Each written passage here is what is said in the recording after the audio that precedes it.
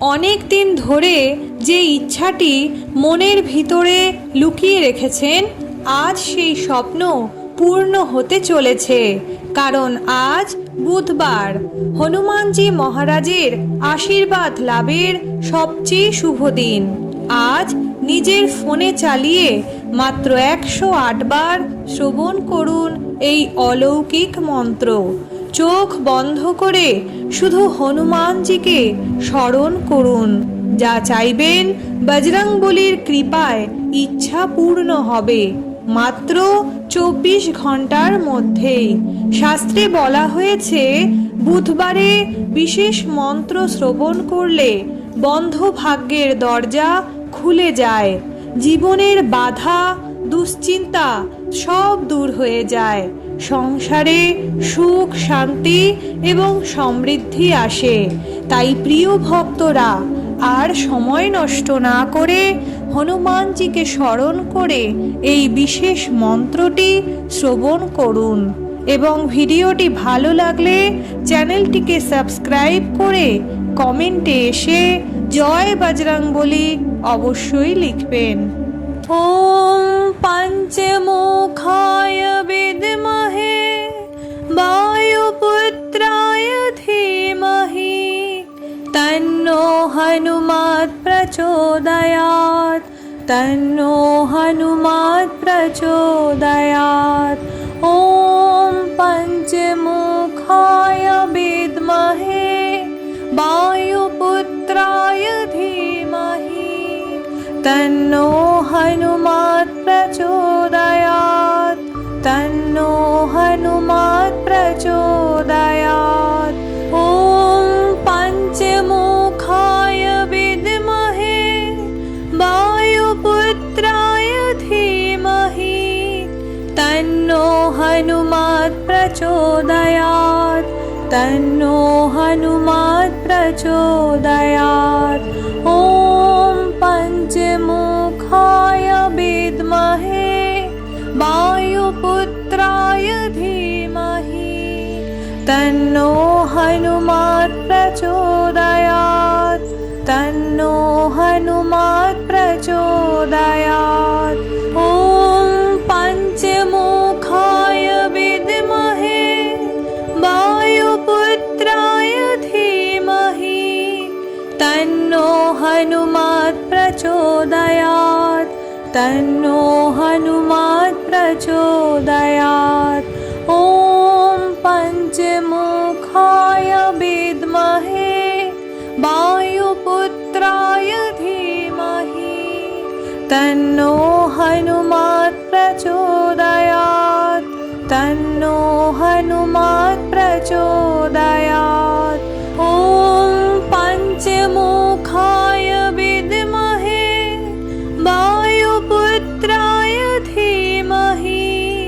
তন্নো হনুমৎ প্রচোদয়াৎ, তন্নো হনুমৎ প্রচোদয়াৎ। ওম পঞ্চমুখায় বিদ্মহে বায়ুপুত্রায় ধীমহি তন্নো হনুমৎ প্রচোদয়াৎ, তন্নো হনুমৎ প্রচোদয়াৎ। ওম পঞ্চমুখায় বিদ্মহে বায়ুপুত্রায় ধীমহি তন্নো হনুমৎ প্রচোদয়াৎ, তন্নো হনুমৎ প্রচোদয়াৎ। ওম পঞ্চমুখায় বিদ্মহে বায়ুপুত্রায় ধীমহি তন্নো হনুমৎ প্রচোদয়াৎ, তন্নো হনুমৎ প্রচোদয়াৎ। ওম পঞ্চমুখায় বিদ্মহে বায়ুপুত্রায় ধীমহি তন্নো হনুমৎ প্রচোদয়াৎ, তন্নো হনুমৎ প্রচোদয়াৎ। ওম পঞ্চমুখায় বিদ্মহে বায়ুপুত্রায় ধীমহি तन्नो हनुमात् प्रचोदयात् तन्नो हनुमात् प्रचोदयात् ॐ पञ्चमुखाय विद्महे वायुपुत्राय धीमहि तन्नो हनुमात् प्रचोदयात् तन्नो हनुमात् प्रचोदयात् ॐ पञ्चमुखाय विद्महे वायुपुत्राय धीमहि तन्नो हनुमात् प्रचोदयात् तन्नो हनुमात् प्रचोदयात् ॐ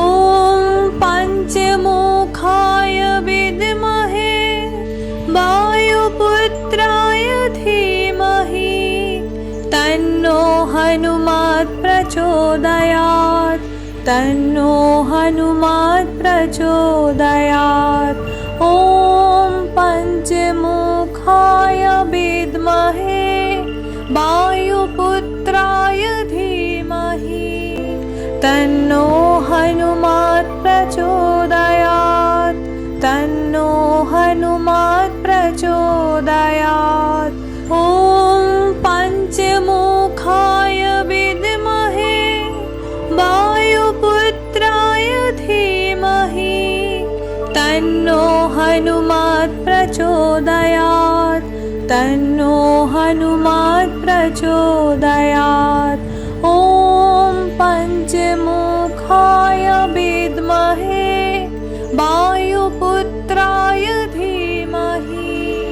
तन्नो हनुमात् प्रचोदयात् तन्नो हनुमात् प्रचोदयात् ॐ पञ्चमुखाय विद्महे वायुपुत्राय धीमहि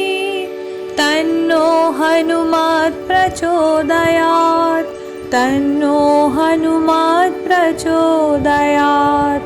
ॐ पञ्चमुखाय विद्महे वायुपुत्राय धीमहि तन्नो हनुमात् प्रचोदयात् तन्नो हनुमात् प्रचोदयात् ॐ पञ्चमुखाय विद्महे वायुपुत्राय धीमहि तन्नो हनुमात् प्रचोदयात् तन्नो हनुमात् प्रचोदयात् ॐ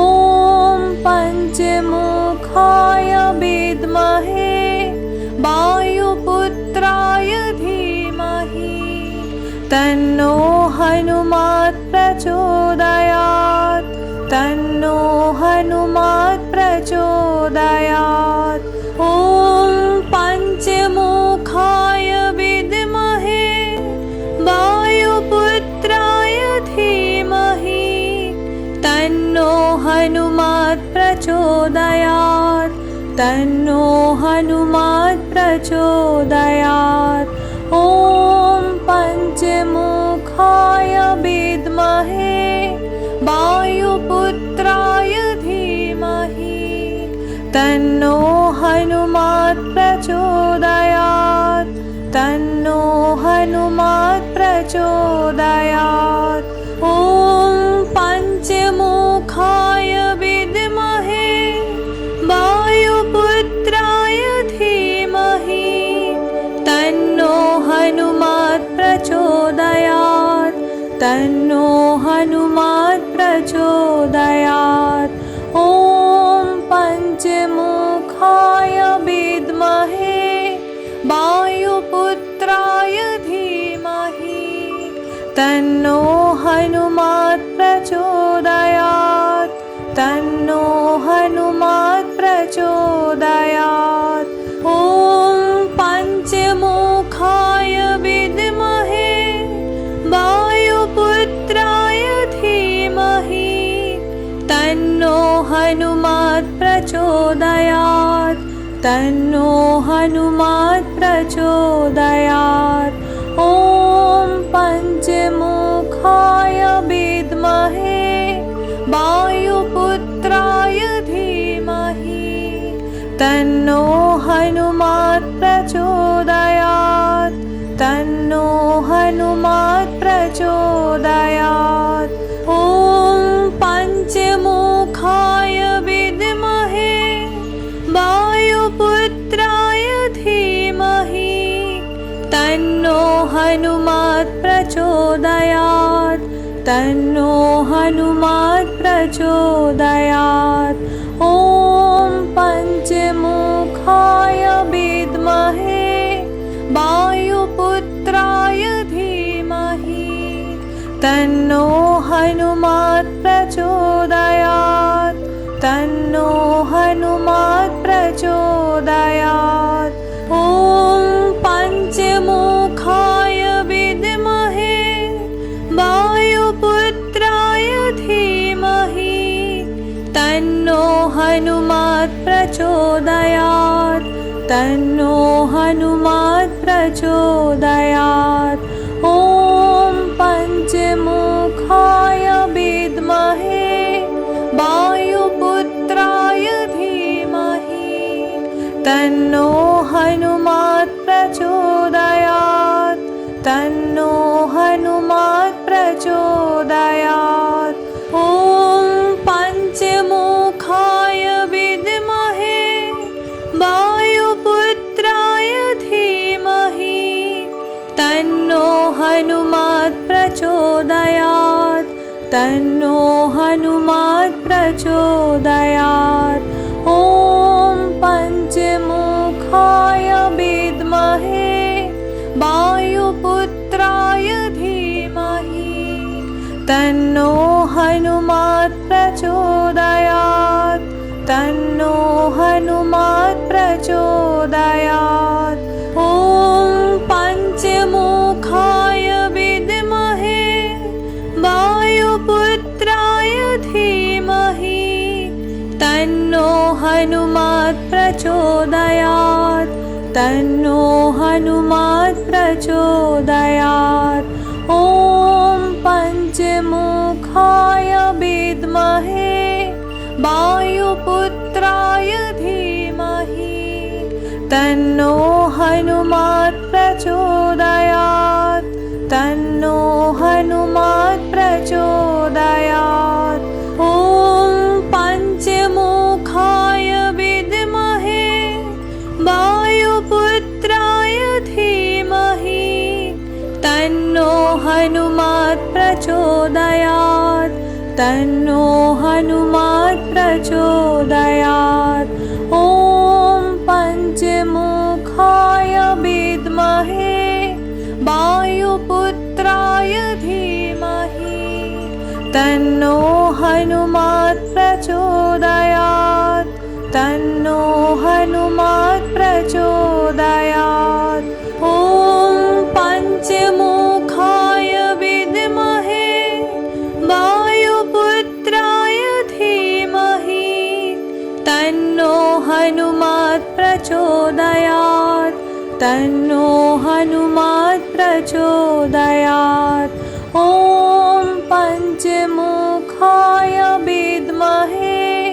वायुपुत्राय धीमहि तन्नो हनुमात् प्रचोदयात् तन्नो हनुमात् प्रचोदयात् ॐ पञ्चमुखाय विद्महे वायुपुत्राय धीमहि तन्नो हनुमात् प्रचोदयात् तन्नो हनुमात् प्रचोदयात् ॐ पञ्चमुखाय विद्महे वायुपुत्राय धीमहि तन्नो हनुमात् प्रचोदयात् तन्नो हनुमात् प्रचोदयात् ॐ पञ्चमुखाय विद्महे वायुपुत्राय धीमहि तन्नो हनुमात् प्रचोदयात् तन्नो हनुमात् प्रचोदयात् ॐ पञ्चमुखाय विद्महे वायुपुत्राय तन्नो हनुमात् प्रचोदयात् तन्नो हनुमात् प्रचोदयात् ॐ पञ्चमुखाय विद्महे वायुपुत्राय धीमहि तन्नो हनुमात् प्रचोदयात् तन्नो हनुमात् प्रचोदयात् ॐ पञ्चमुखाय विद्महे वायुपुत्राय धीमहि तन्नो हनुमात् प्रचोदयात् तन्नो हनुमात् प्रचोदयात् ॐ पञ्चमुखाय विद्महे वायुपुत्राय धीमहि तन्नो हनुमात् प्रचोदयात् तन्नो हनुमात् प्रचोदयात् ॐ पञ्चमुखाय विद्महे वायुपुत्राय धीमहि तन्नो हनुमात् प्रचोदयात् तन्नो हनुमात् प्रचोदयात् ॐ पञ्चमुखाय विद्महे वायुपुत्राय धीमहि तन्नो हनुमात् प्रचोदयात् तन्नो हनुमात् प्रचोदयात् ॐ पञ्चमुखाय विद्महे वायुपुत्राय धीमहि तन्नो हनुमात् प्रचोदयात् तन्नो हनुमात् प्रचोदयात् ॐ पञ्चमुखाय विद्महे वायुपुत्राय धीमहि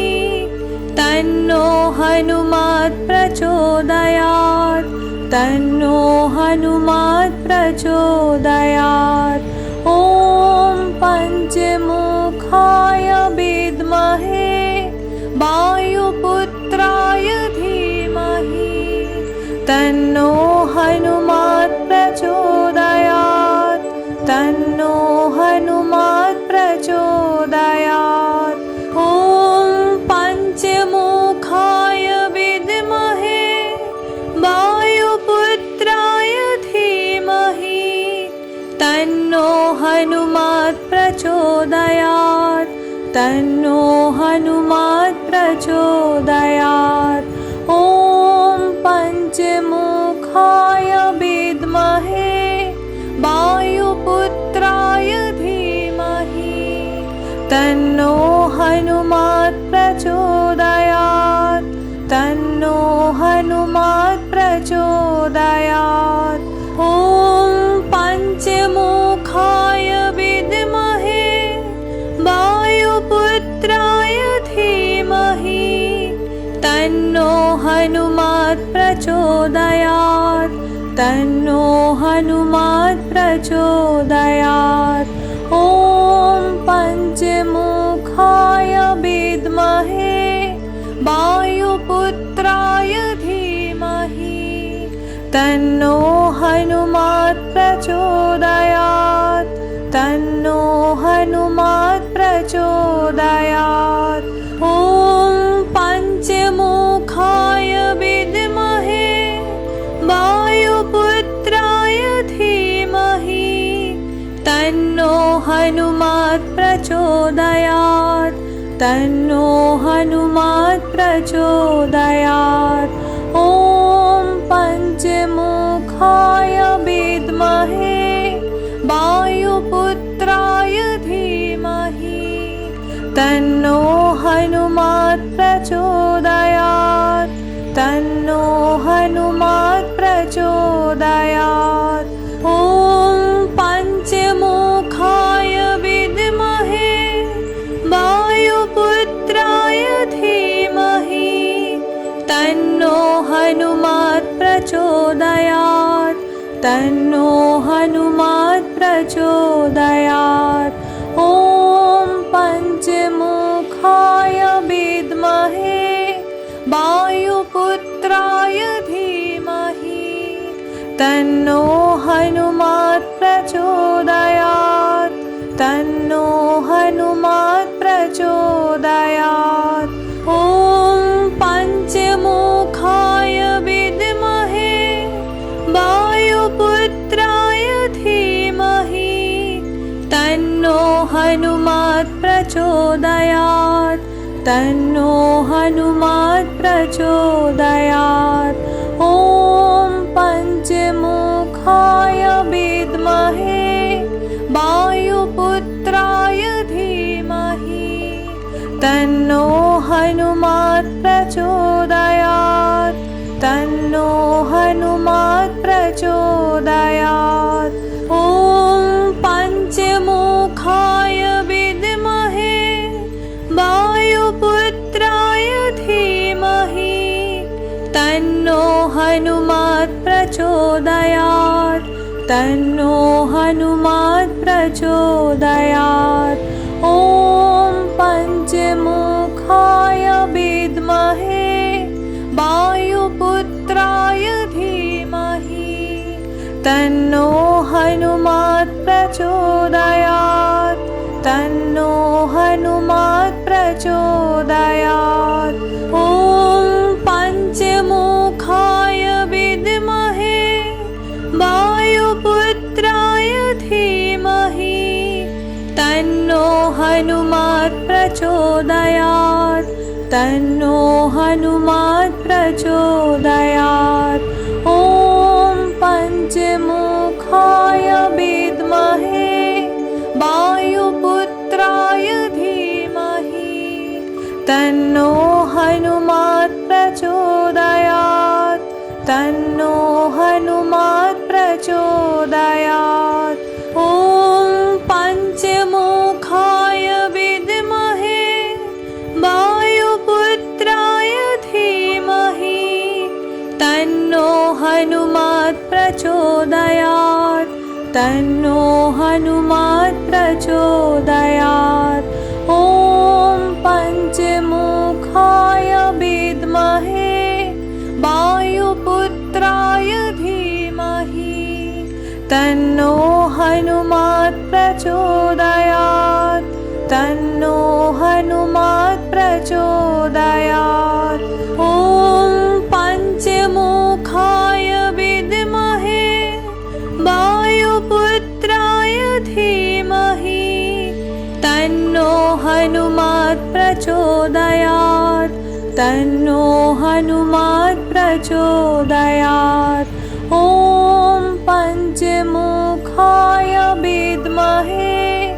वायुपुत्राय धीमहि तन्नो हनुमात् प्रचोदयात् तन्नो हनुमात् प्रचोदयात् ॐ पञ्चमुखाय विद्महे वायुपुत्राय धीमहि तन्नो हनुमात् प्रचोदयात् तन्नो हनुमात् प्रचोदयात् ॐ पञ्चमुखाय विद्महे वायुपुत्राय धीमहि तन्नो हनुमात् प्रचोदयात् तन्नो हनुमात् प्रचोदयात् ॐ पञ्चमुखाय विद्महे वायुपुत्राय धीमहि तन्नो हनुमात् प्रचोदयात् तन्नो हनुमात् प्रचोदयात् ॐ पञ्चमुखाय विद्महे वायुपुत्राय धीमहि तन्नो हनुमात् प्रचोदयात् तन्नो हनुमात् प्रचोदयात् ॐ पञ्चमुखाय विद्महे वायुपुत्राय धीमहि तन्नो हनुमात् प्रचोदयात् तन्नो हनुमात् प्रचोदयात् ॐ पञ्चमुखाय पंचमुखाय विद्महे वायुपुत्राय धीमहि तन्नो हनुमात् प्रचोदयात् तन्नो हनुमात् प्रचोदयात्। ॐ पंचमुखाय विद्महे वायुपुत्राय धीमहि तन्नो हनुमात् प्रचोदयात् तन्नो हनुमात् प्रचोदयात्।